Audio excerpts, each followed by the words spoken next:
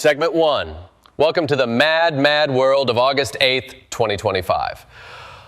Welcome back to Klepper's Corner, where the world burns, democracy twitches, and someone, somewhere, just renamed an international corridor after Donald Trump. Yep, it's August 8th, 2025, and today's headlines are less breaking news and more break glass in case of constitutional crisis. We've got Trump tariffs tanking economies, Israel doubling down on Gaza like it's a TikTok challenge, and the Census Bureau being treated like a Trump Twitter poll.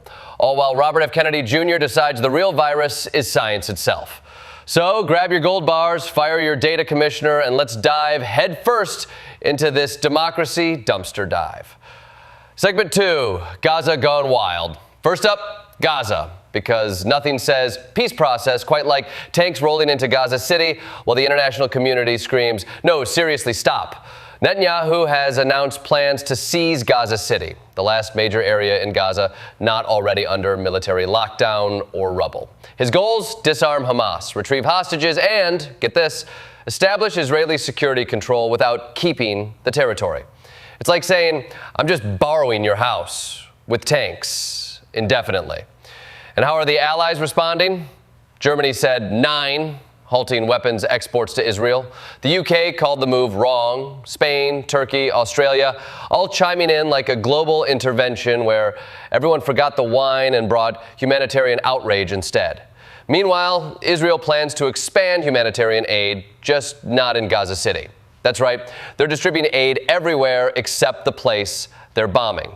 It's like handing out umbrellas in a hurricane, just not to the people in the hurricane.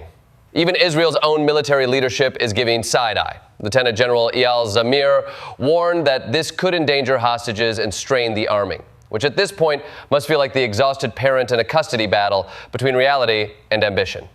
Segment 3, Trump builds a peace route, names it after himself. Now let's talk diplomacy, Trump-style. The White House is hosting a peace deal between Armenia and Azerbaijan. Yes, these two countries have agreed to stop fighting, a miracle on its own, and are opening a corridor for trade.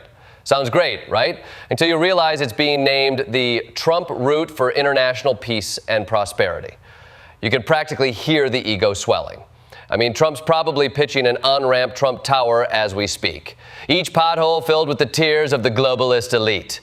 But wait, there's more. Putin and Trump are reportedly planning a meeting in the coming days. Yes, while Ukraine burns and Putin refuses to talk to Zelensky, he's cozying up to Trump like it's prom night at the autocrat ball.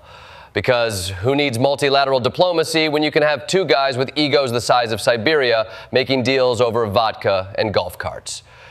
Segment 4, tariff tantrums and tandoori tensions. Speaking of Trump shaking things up, he just slapped a 50% tariff on Indian goods. Why? Because India keeps buying Russian oil. And apparently, nothing says diplomacy like wrecking your trade partner's economy over their gas station receipts. The Indian Ministry of Defense says, no, we're still friends, but Reuters says, yeah, nah, reporting India halted U.S. weapons purchases and canceled a defense minister's trip. Honestly, even Bollywood dramas have less plot whiplash. Moody's warns this will derail India's economy. Kerala's finance minister says it's like going back to COVID times, minus the masks, just the economic despair. Back in the U.S., businesses are sweating. WPP's profits are down. Gold prices are up. Germany's trading with China instead of us. It's like Trump tried to own the libs and accidentally own the global supply chain. Segment 5, census shenanigans and gerrymandering gains. Back at home, Trump has a new plan. Redo the census and exclude undocumented immigrants. Because nothing screams democracy like deciding who counts based on your vibes. And NTG wants to pass a bill to redo congressional districts before the midterms, excluding immigrants, green card holders, and presumably anyone who eats hummus. This is a full court press to cook the books and rig representation. Forget the Constitution's whole number of persons. Trump's going with whole number of persons I like. Experts say it'll trigger lawsuits. You think? The Supreme Court might as well install a revolving door. Segment 6, firing the data nerd. Remember Erica McIntarfer, head of the Bureau of Labor Statistics? Trump fired her after a bad jobs report. Claimed she rigged the numbers to make him look bad. Because, of course, facts are fake unless they inflate your approval rating. McIntyre was confirmed with bipartisan support. Her job? Telling us how many jobs exist. Trump's job? Apparently yelling fake news until people believe we're in an economic renaissance while eating beans in the dark. Even economists Trump appointed called it dangerous. The BLS was one of the last stats agencies considered neutral. Now, welcome to the Banana Republic of employment reports. Segment 7, Family Separation, the sequel. Oh, and remember that time Trump said he'd never separate migrant families again? Turns out that was just season 1. Welcome to the reboot. Same trauma, new legal justifications. The administration is separating families again because apparently empathy is for suckers and election seasons. Segment 8, Transgender troops get trampled. The Air Force is denying early retirement to transgender service members with 15 to 18 years of service. That's right, serve your country, get the boot just before you cash out. It's like the world's worst loyalty program. The options? Quit or be pushed out with a lump sum, because dignity apparently doesn't come with the pension.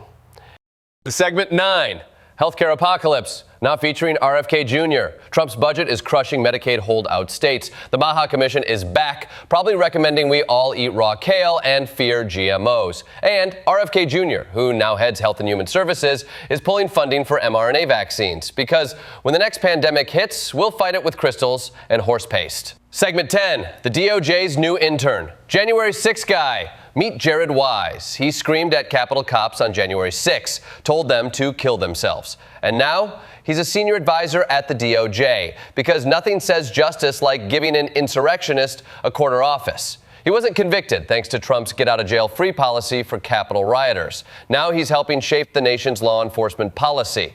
Next up, O.J. Simpson gets appointed head of Crime Stoppers. Segment 11. Meanwhile, in America, Sean Feucht's concerts canceled in Canada for being too hateful. Stanford's student paper sues the State Department over First Amendment rights. Disney settles with Gina Carano. All we need now is Alex Jones on The Masked Singer, and we'll complete the culture war bingo card.